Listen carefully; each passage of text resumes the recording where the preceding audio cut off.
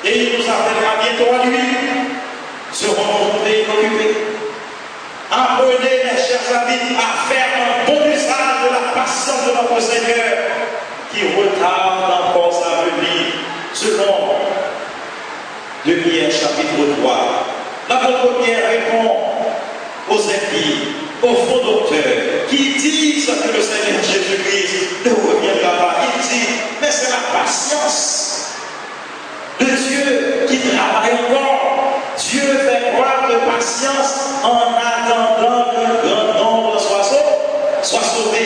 Il ne veut qu'aucun périsse. C'est pourquoi il tarde encore sa venue. Par sa grâce, il veut que tous parviennent à la connaissance de Jésus-Christ pour avoir la vie éternelle. N'épuisez pas la patience de Dieu, car un jour, sa patience sera épuisée. La Bible nous parle de la longanimité. Quand il s'agit de la patience de Dieu, c'est-à-dire de patience à outrance, Dieu attend, il attend, il attend, il attend encore, jusqu'à ce que le pécheur se repente.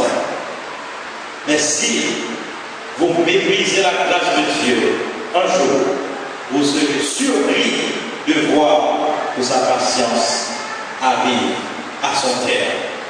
Nous devons croître dans la grâce de Dieu. Cela a une première implication. Faire preuve de vigilance concernant les fausses doctrines qu'on propage sur la venue de Jésus-Christ. Deuxièmement, nous devons faire l'expérience de la croissance dans la grâce de Dieu. Et finalement, nous devons progresser dans la connaissance de notre Seigneur et Sauveur Jésus-Christ. Première dit au verset 18, mais croissez dans la grâce et dans la connaissance de notre Seigneur et Sauveur Jésus-Christ. À lui soit gloire, maintenant et pour l'éternité. Amen. Pour accéder à la grâce, il faut acquérir une connaissance de Jésus-Christ. Vous ne pouvez pas atteindre la grâce de Dieu sans une connaissance de Jésus-Christ. Il faut connaître le Seigneur Jésus et le connaître lui-même. Croître dans la connaissance signifie se livrer à une étude approfondie des enseignements du Seigneur en vue de se soumettre à sa parole, en vue de se soumettre à ses principes, à ses lois. Selon Thomas Hill, la connaissance à laquelle il fait référence est la véritable connaissance personnelle de Dieu et de Jésus-Christ. Une connaissance qui procure une vie, une force et une intelligence renouvelée. Et c'est pourquoi le Seigneur Jésus-Christ a demandé au Père de la prière sacerdotale pour les apôtres, sanctifie-les par ta parole, ô Dieu, car ta parole est la vérité.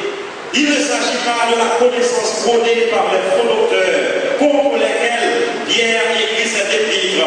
Recevoir la connaissance de Christ, c'est recevoir Christ et lui obéir. Celui qui dit, je l'ai connu, et il ne garde pas ses commandements est un menteur. Et la vérité n'est point en lui, selon 1 Jean, chapitre 2, verset 4. Connaître véritablement Christ, c'est le gagner, c'est l'avoir dans sa vie, gagner en même temps la grâce, la paix et tous les autres bienfaits découlant de l'amour de Dieu. La religion chrétienne ne consiste pas simplement à être heureux et à cultiver de nobles sentiments, mais cela consiste à suivre le Seigneur Jésus-Christ dans les bons comme dans les mauvais jours. Les chrétiens ne suivent pas une religion, mais nous suivons le Seigneur Jésus-Christ. Grandir dans la connaissance expérimentale de notre Seigneur et Sauveur Jésus-Christ. C'est là le vrai secret pour échapper à tous les dangers des fausses spéculations concernant le Seigneur Jésus-Christ, concernant sa personne, concernant la doctrine que le Seigneur nous donne concernant lui-même dans sa sainte parole. Mes frères et sœurs, il est temps pour vous et moi de croître dans la connaissance du Seigneur Jésus-Christ. Nous devons creuser un petit peu plus profond chaque jour dans sa parole pour connaître de nouvelles dimensions de la personne de Jésus-Christ. La connaissance de Christ, c'est comme une mine d'or inépuisable. Vous ne pouvez pas creuser assez, vous ne pouvez pas être satisfait du Seigneur Jésus-Christ. Toujours, vous aurez toujours soif de le connaître, mieux connaître Jésus. Ainsi, vous progresserez dans sa connaissance. Il y avait une femme qui était en train de promener au bord d'une rivière. Soudainement, son enfant qui l'accompagnait glissa et tomba dans la rivière. Oh, la mère hurla de terreur. Elle ne savait pas nager. Et de plus, elle était enceinte. Et ne comptait que ces derniers jours avant l'accouchement. Terrible de voir son enfant en train de noyer, ne pas pouvoir rien faire. Finalement, quelqu'un entendit les cris de la dame et se précipita vers la rivière.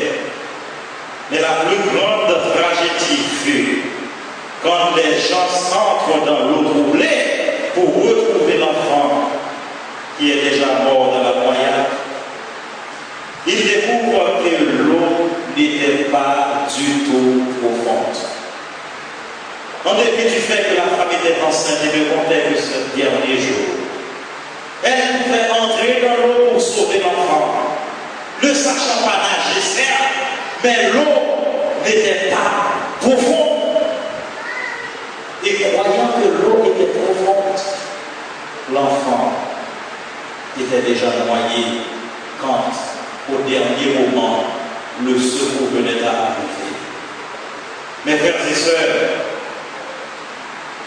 elle ne le fit pas à cause d'un manque de connaissance. Elle ignora que la profondeur de l'eau ne pouvait même pas lui dépasser la ceinture. Il en est de même, mes frères et sœurs. Les menaces du diable ne doivent pas nous faire trembler.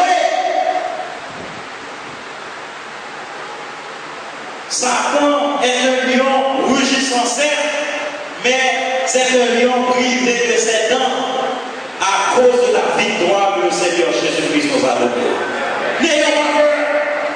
N'ayons pas peur des rugissements de Satan. Il a perdu la bataille à la croix. Nous pouvons briser ces menaces, nous pouvons franchir les étapes qui nous sont interdites afin que nous puissions connaître le Seigneur Jésus-Christ dans de nouvelles dimensions. N'ayons pas soin de la chair. La chair est envahissante, certes. Il y a des grimaces qui nous sont faites. Le diable fait miroiter devant nous des choses qui peuvent nous rendre effrayés. Mais cependant, n'ayons pas peur. Avançons, croissons dans la grâce de Dieu. À partir de la doctrine de la seconde venue de Jésus-Christ, nous sommes exhortés à la pureté et à la piété. Ceci est l'effet de la vraie connaissance, car la vraie connaissance de Jésus-Christ produit une vie de sanctification alors que nous attendons le retour glorieux de Jésus-Christ. Une très exacte et universelle sainteté est enjointe, ne se satisfaisant d'aucune demi-mesure, une sainteté irrépréhensible. Travaillons à connaître le Seigneur Jésus-Christ. Travaillons à faire beaucoup plus d'expérience avec lui, le connaître de façon à ce que nous puissions lui ressembler de plus en plus. Et désirons cette connaissance plus encore chaque jour. Ainsi, le Seigneur, quand il nous regardera, il sourira de nous. Il sera fier de nous. Il verra que nous attendons la venue de Jésus-Christ en toute pureté, en toute sainteté et marchant dans la sanctification. Mes chers amis, alors que nous attendons la glorieuse apparition de notre Seigneur Jésus-Christ, efforçons-nous de vivre une vie de croissance spirituelle à la gloire de Dieu notre Père. C'est pourquoi nous devons être vigilants.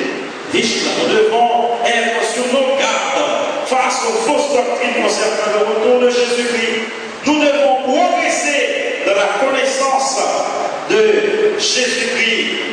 Et finalement, nous devons progresser dans sa grâce, croître dans la grâce de Dieu. Ces choses peuvent nous paraître simples, cependant aussi simples qu'elles puissent paraître à nos yeux. C'est ce que Dieu exige de nous. C'est exactement ce que Dieu exige de nous si nous ne voulons pas être surpris le jour du retour du Seigneur Jésus-Christ. C'était en Amérique du Nord, au temps de l'esclavage, un maître tout à fait incrédule possédait un esclave qui faisait preuve d'une foi authentique au Seigneur Jésus-Christ. Le maître s'amusait à tourmenter l'esclave en disant: mais vous êtes chrétien et qui est Christ? Il ne cessait de tourner la foi de son esclave en dérision, et chaque jour il renouvelait cette plaisanterie. Il se plaisait surtout à lui poser des questions embarrassantes. Un jour en particulier, il lui demanda: mais alors ça, le nom de l'esclave, tu crois que tu iras au ciel? Oui, maître, répondit l'esclave. Il dit: mais alors, tu es donc un élu, n'est-ce pas? Si tu crois que tu iras au ciel, tu dois donc être un élu. L'esclave répond: oui, maître. Mais sûr que l'esclave ne saurait que répondre, il dit, le maître dit: et moi, est-ce que je serai un élu, moi aussi? L'humble esclave pria un moment, parce qu'il faut de la sagesse. Il faut de la sagesse. Il pria un moment dans son cœur. Et le Seigneur lui inspire la réponse. Il dit: mais je ne pense pas qu'on puisse élire quelqu'un qui n'est pas candidat. Il dit: mais si vous n'êtes pas candidat, vous ne pouvez pas être élu. Donc si vous ne vous mettez pas dans une condition pour recevoir la grâce de Dieu, vous ne pourrez pas aller au ciel. Et stupéfait d'une telle parole, et ne trouvant rien à répondre, le maître tourna brusquement le dos et s'en alla. Il allait pour réfléchir. Il est évident que personne, mes chers amis, n'ira au ciel sans avoir au préalable fait acte de candidature. Tous ceux-là qui acceptent le Seigneur Jésus-Christ, ils sont candidats pour le ciel. Et ce n'est pas une élection à la haïtienne. Ce n'est pas une élection où l'on peut faire des magouilles. Ce n'est pas possible si vous êtes un chrétien authentique, un enfant de Dieu qui s'évertue à mettre en pratique les principes de l'évangile de Jésus-Christ. La porte du ciel est déjà ouverte. La porte du ciel est déjà ouverte. Grande a été la déception du maître quand, au lieu de tourner en dérision l'esclave, il s'est montré plutôt ridicule. Pourtant, ce qui lui paraissait banal et insensé fut exactement ce qu'il devait faire pour se réserver une place auprès de Jésus-Christ dans le ciel lors de son retour. Remarquez, mes chers amis, que l'apôtre Pierre n'invente aucune nouvelle approche théologique ou doctrinale en indiquant aux chrétiens ce qu'ils doivent faire en attendant le retour de Jésus-Christ. Aucune nouvelle doctrine. Cependant, ce qu'ils ont entendu dès le commencement, dès les premiers jours de leur conversion, c'est exactement ce que l'apôtre Pierre leur dit de faire pour attendre dans la paix le retour de Jésus-Christ. Pensez-vous qu'il est trop facile quand la parole de Dieu vous demande de vous attacher aux premières choses que vous avez entendues lors de votre conversion. Non, ce n'est pas trop facile. Souvenez-vous de Naaman et du prophète Élisée. Élisée a dit à Naaman d'aller se plonger 7 fois dans la rivière du Jourdain pour être guéri de sa lèpre. Oh, Naaman pensait que c'est trop facile. Impossible. Il était dans une grande colère en disant, mais je pensais qu'Élisée viendrait vers moi, il prierait son Dieu, et ensuite, il m'imposerait la main, et je serais guéri. Pour Naaman, plonger dans la rivière du Jourdain était trop facile. Mes chers amis, c'est exactement ce que Naaman devait faire. Or, les serviteurs de Naaman disaient, Maître, si le prophète t'a demandé de faire quelque chose de plus difficile, ne le fais-tu pas pour être guéri? Oublie ta colère, va te plonger 7 fois dans la rivière et sois pur. Et Naaman était revenu de sa colère et il alla se plonger 7 fois dans la rivière du Jourdain. Et la peau de Naaman relevait comme la peau d'un enfant nouveau-né. Un lépreux. Mes frères et sœurs, quand le Seigneur nous dit que pour aller au ciel, pour attendre dans la paix le retour de Jésus-Christ, nous devons accepter le Seigneur Jésus-Christ. C'est ce que nous devons faire. Rien d'autre, aussi simple que cela puisse paraître. Accepter le Seigneur Jésus-Christ et accepter de grandir dans sa grâce, une vie de croyance, de croissance dans la grâce de Dieu, c'est-à-dire une vie de maturité spirituelle. Refuser de l'argent dans de mauvaises conditions. Refuser de voler pour manger à sa faim. Dire non aux amis qui vous attirent aux choses du monde. Ne pas mépriser un frère qui n'a pas le même niveau d'éducation que soi. Aider les autres qui sont dans le besoin. Ne pas vendre son droit d'aide spirituelle pour les richesses matérielles de ce monde. Quand ces choses sont présentes dans votre vie, alors vous commencez à grandir. Vous commencez à croître dans la grâce de Dieu et vous connaîtrez la terre et vous pourrez attendre dans la conviction, dans la paix, le retour de notre Seigneur Jésus-Christ. Que le Seigneur vous bénisse ce matin.